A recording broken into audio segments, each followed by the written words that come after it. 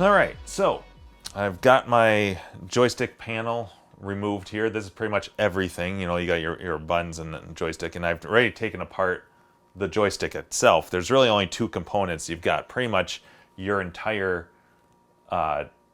joystick right here. This is kind of, here, let's focus. All right. So this is essentially everything. There's just a couple of little plugs that come into here, and this little board controls everything. The basically, you know, the entire movement of the joystick is right here, and then we've got our basically our plastic slash rubber housing that goes over this, and so essentially here's your complete joystick. You know, that you'd be playing with. So what ends up happening? The problem is this piece right here. So if you look closely, let's see if we can get focused here. You see that little tiny open area there? That's what rests on top of this little shaft. And it's very small. I mean, look at this. It's very short. So it doesn't even go in there very far. But what ends up happening here is this gets worn. This gets worn out over time. It's just a crappy design. And so what ends up happening is that this just sits loosely on here. So even though the joystick itself performs, you know, it still goes through all the motions, but when it returns to center, you've got all this play here, and it's really sloppy and just terrible. It's a really bad design, to be fair. So my plan is, what I did with my other one and what I'm going to do here is I'm going to take this guy and basically take some liquid plastic, some urethane resin that I use for my mold making stuff, pour it in here, and you don't need much. I mean, look at this. There's just hardly any space. And just fill that tiny hole with that resin, and that stuff cures really fast. You have just a couple of minutes, 2-3 minutes to work with it, and then it cures in about 10 minutes. So it's very, very fast, but when that cures, when that sets, you basically get a really rigid plastic. And by doing it this way, you won't get any of that play. So what I end up doing is I'll fill this hole up with that resin, and I'm gonna do everything inverted. That way I can use gravity to my advantage. So typically what I'll do is I'll take this piece, have it set upside down, and then slide the shaft in upside down, and get it as pretty much as square as possible, so that it is it's not at any weird angle. And then that stuff should cure relatively quick. And then after everything's all said and done, I'll end up with a better hole here that is basically the exact same size as the shaft. That way there is no play, and this will be nice and tight. The only trick to that is you kind of have to eyeball it, since I would have it upside down. The other thing is there's this spray lubricant. I think it's called Air Release or something like that. It's the same brand, made by the same brand, Smooth On, that does the resins. And I'm going to spray this shaft, and basically what that will do is it'll prevent that resin from actually bonding to the shaft, because you want to be able to remove these two. So that's basically the game plan. Fill this guy up with some resin, have these guys mounted upside down, inverted like so, and yeah, that should only take like 10 or 15 minutes to cure, and hopefully we'll end up with a joystick that is nice and responsive and tight and no slop. So let's do that. I think I'll record that, because that's kind of a fun process. All right. Okay, so this is what I'm gonna use this helping hands to make my life a lot easier. But once again, the basic premise is this. After I add the resin to the top piece right here, fill up this hole basically, and then I've got the shaft on this clamp, and this way, since I'm very time restricted, since this stuff cures so quickly, I can just get this situated like so it's a little square, and I'll have to finesse this a little bit, but essentially that's the plan. Then I can let that just cure. and because this stuff cures, I think, in about 10 minutes. So that's kind of the plan. But before I do that, I need to spray this with ease release, which is that lubricant, so that the liquid plastic does not bond to this shaft. So we'll do that first. Okay, so let's move this up to about like that. And then this is our ease release 200. So there's some interesting instructions for this. Basically, you're supposed to hold it like about 12 inches away from the surface, and then and just mist it. And then you're supposed to brush it on and then do another light mist. And since we don't need much, I'm going to do just that, exactly that. So let's see here. I'll probably overdo it, but that's okay.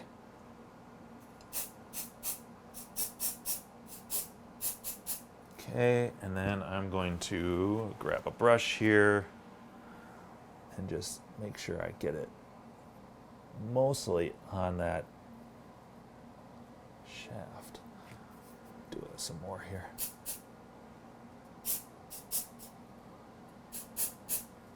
And that should do it. I'm supposed to let this sit for 5 minutes and then we can apply it. So let's do just that. All right. So with all that in mind, I just realized this is going to be a very tricky thing to record because I'm going to have such little time. I'm going to have to move relatively quickly, so I won't be able to really stop the camera, start it, and get you all the close-ups and whatnot. But I'll try to do what I can, and then afterwards, hopefully everything turns out and I can do a bit better of a close-up so you can see what actually is going on. But first things first, I'm going to put on these chemical-resistant gloves because this stuff can cause irritation, and they do recommend it. So there's two parts. So we've got part A and part B, and you basically mix these together in equal parts, and as soon as you mix them together, you're on the clock, because this stuff, basically you've got 3 minutes or so to get it where it needs to be, and then 10 minutes it'll cure. So you have to move really quick, and you're supposed to stir each one of these before using them. And since I'm going to be using such little amounts, I'm just going to be using a tablespoon of each. That way, it's still way more than I need, but at least I can accurately get the same amount and have that measured. So I'm just going to stir this guy up here a bit.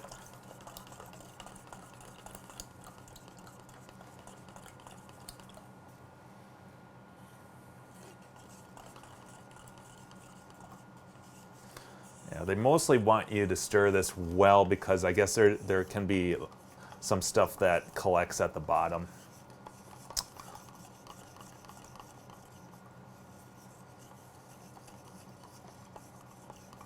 All right, that's probably good enough. Just set this guy down here. And then let's get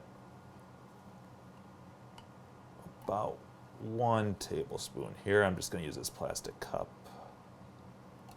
Okay, now I need to go wash this thing out because I want to be able to actually use this tablespoon measuring for cooking after I'm all done here.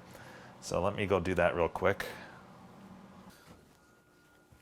Okay, so now let's put this over here, and we got to stir this guy up next.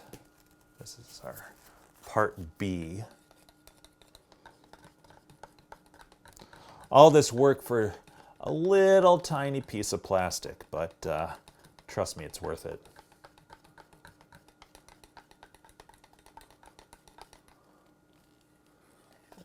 Stir it a little bit more.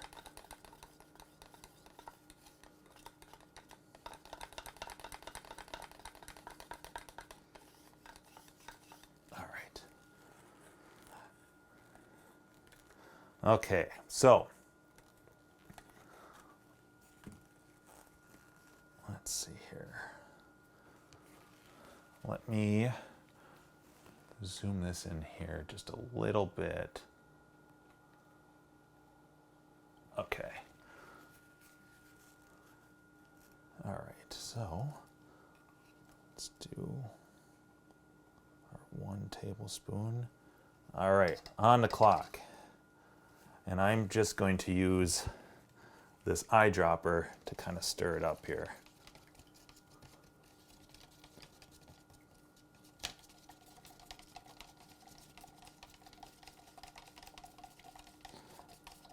And then I'm going to use a second eyedropper. These are all disposable eyedroppers, they're cheap.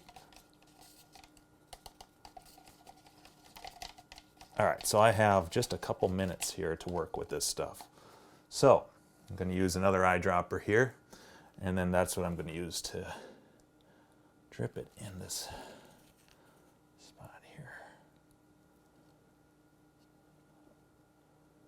Okay, let's just put this cover underneath here.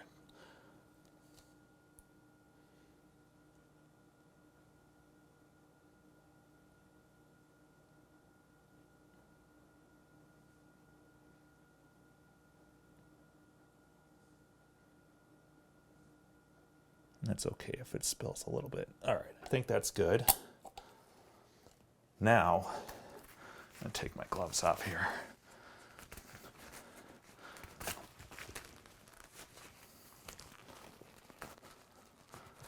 I feel like I'm on a game show here trying to beat the clock. Okay. All right.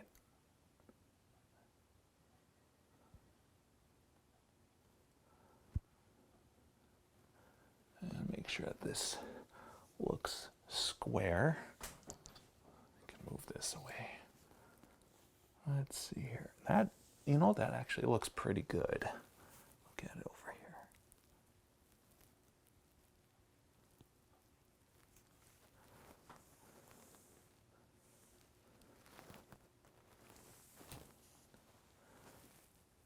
That looks pretty darn good to me.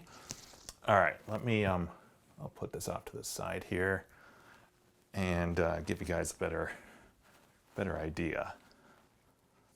So there, you can see that, hopefully you can see that a bit better. But now we wait. This doesn't take real long.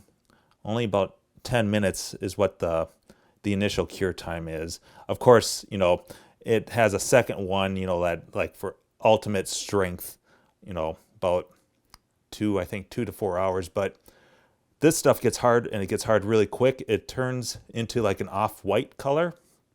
So you'll know once it's strengthened. In fact, actually, you know what? Let me show you guys.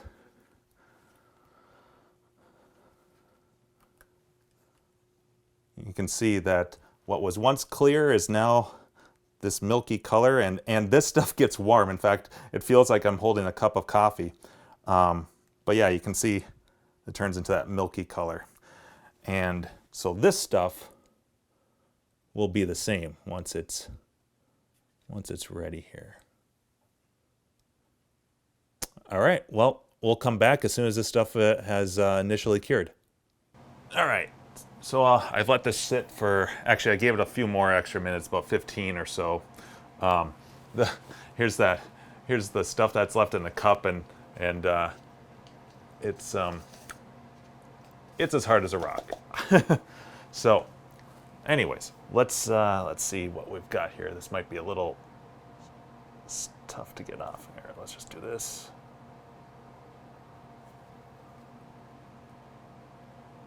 Oh, there we go. There, that's perfect. That's exactly what, here, let me turn off this autofocus here. There, you see that? That little tiny slot, that is perfectly formed now. So if I set this in here, I mean, that thing is, that's just snug as can be. Yeah, that's perfect. So what I'm gonna do now, well, first I gotta break this little tab off here. There's a little piece sticking up.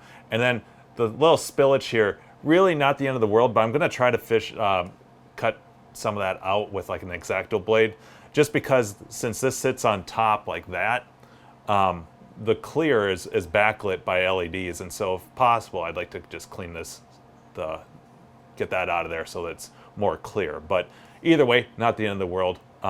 Way better than what it was. But yeah, so pretty simple way to get a perfectly formed hole for the shaft and eliminate all that slop and wiggle play. So yeah, I'm going to do that and then patch this guy all back up and put the joystick back on the game. All right, so got the panel back on here, and as you can see, we don't get any of that sloppy, wiggly, loose joystick anymore. That just that little bit of plastic, that resin is all it takes. So, you know, just a little bit of elbow grease and boom, simple fix. But yeah, I did a bunch of TLC, so this guy is done, and I think it came out really sharp. I mean, well, I don't have mine on, but yeah, I'm really pleased with this one. I think it came out real nice. Got a new lock on here. Just cleaned up some of the old sticker residue and just gave it a good cleaning. There's a lot of, you know, little nooks and crannies up in here that are a little tough to get, but yeah, looking very, very sharp. So this guy is done, and I'm very pleased with it. Let's see here. I did go through and did all the final adjustments, the calibration of the joystick, the touchscreen, adjusted the volume levels, all the little things, the final tweaks. But yeah, very happy with this one. So now I've got 4 working ions, and that is about as good as it gets. I was really hoping I could get at least a couple of these up, but super happy about this one. So there it is. All right, you guys ready for the big boot up race? Let's fire all 4 of these up here. See what happens now. Now all of these have the exact same hardware, so in theory there shouldn't be much of a difference in their boot up time, but I'm just curious. If I was to place a bet, I would, man, I was going to say the Aurora, but again, like, who knows? But let's find out. I've never done this before. Of course, I've never had 4 ions at once, but I thought this would be kind of fun anyways, kind of celebrate the fact that these guys are done and I have space again in my apartment, well, quote unquote space in my apartment again. Let's see here. Well, so far, this RX seems to be in the lead. It always hangs on modem device, but this one got there first, so I'm gonna guess that would be our winner. We'll see here. Move this one a little bit.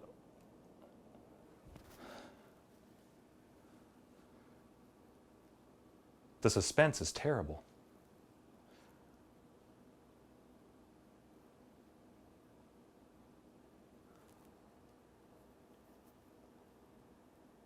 It's got to be this one. Oh, yep, it's going to be this one. Actually, this one's not far behind. These two, I think, are going to be close. It's a new sport, right? Yeah, it's totally going to be this one.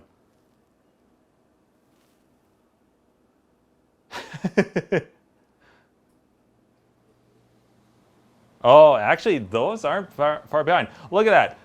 Of all of them, so far, the Aurora is the lagger. That's so weird. All of them have solid-state drives. You know, it's all the same hardware, but, yeah, you know. The random factor. No, all right, so our winner is RX number 2. We'll call it. Oh, these were almost, and that one was, okay, so, I mean, they're all just, what, seconds apart. But these two were really close. It's interesting because that one seemed a bit further behind. Oh, well, anyways. So there we are. 4 RXs, or 4 ions, 3 RXs and 1 Aurora, all up and running and working like dreams. They, I'm really, really happy. I did not, honestly, after I realized that discovered that the monitors on these RXs were bad, I had very little hope that I would get 2, let alone 3 up and running. The Aurora obviously was working from the get-go, so but that one cleaned up really nice too, so couldn't be happier. Yeah, so I'm keeping 1 of these, and then 2 of them will probably be going out to friends. Well, actually, the Aurora is spoken for from one of my other friends too, so friends, and then possibly another friend. So always fun to set people up with these because they are super fun. They get so much use, not just at parties, but me and my girlfriend play the hell out of it. It's just a really fun, leisurely time. And anyone that argues that, oh, I've got similar games or clones of these games on my iPad or my phone, I just end up laughing at their face, because how are you going to get 5, 6 people crowded around that? Are you really going to do that with your phone or even an iPad? They're just not designed for that. So yeah, great time with these. But yeah, that concludes the video blogs, and hope to see you guys in the next video. Take it easy.